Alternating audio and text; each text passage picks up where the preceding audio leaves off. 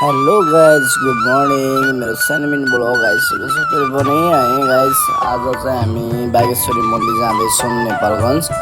अनि मेरो बुढोले मलाई आज मेकअप गर्दैछ। बुढो कालो भयो भने अलिअलि गोरो बनाइदिनु भन्छ मेरो बुढोले। केही छैन, मेरो बुढी धेरै माया गर्छ मलाई है। अनि म चाहिँ जुत्ता लाउँदै थिएँ अनि मेरो छोरीले अङ्कल अङ्कल म तपाईँलाई माया गरिदिन्छु, तपाईँ कति राम्रो देख्नु भएको छ आज भनेर मेरो छोरीले माया गरिदिन्छ होइन। मैले अनि जुत्ता लाउँदै थिएँ अनि छोरीको गफ सुन्दै थिएँ। अनि उहाँ जाने अनि के गर्ने के खाने भन्ने कुरो गर्दै थियो। र गाइज म फाइनल्ली रेडी भइसकेको छु होइन गाइज। फाइनल्ली म रेडी भइसकेको छु। अब मेरो सबै फ्यामिलीहरू रेडी भइसक्नु भएर ल बाटोतिर आइसकेको छौँ हामी। मेरो फ्यामिली 7जना हो। मेरो बुवा चाहिँ अहिले विदेश हुनुहुन्छ। बुवालाई धेरै मिस गरेर आएको छु होइन। हामी अहिले यतिजना जाँदा अलिकति नरमाइलो लागिरहेको हुन्छ। अब के गर्ने, बुवा विदेशतिरै हुनुहुन्छ होइन गाइज। अनि अब हामी दिदीभाइ चाहिँ अब विदेशदेखि घर आइसकेका छौँ। हाम्रो बुवाको चाहिँ छुट्टी नभएको कारणले आउनु भएको छैन है गाइज। ल फाइनली हामी नेपालगञ्ज पुगिसकेका छौँ होइन गाइज। अब बागेश्वरी मन्दिर पनि पुगिसकेका छौँ। फाइनली तपाईँहरूले देखाउनेछौँ बागेश्वरी मन्दिरभित्र प्रवेश गरिसकेका छौँ है।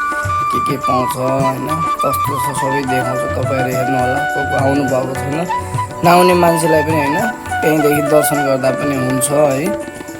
मैले देखाउने जति देखाएकै छु, पुरा देखाउन नसके पनि होइन। यस्तै मिनी ब्लग भर्खरै स्टार्ट गरेको, त्यही पनि बनाउन आउँछ आउँदैन, हल्का आउँदैन होइन एडिटिङ गर्न। ल बागेश्वरी मन्दिरलाई सबैजनाले हात जोडेर चाहे के माग्नुहुन्छ त्यही पुग्छ भन्छन् सबैले।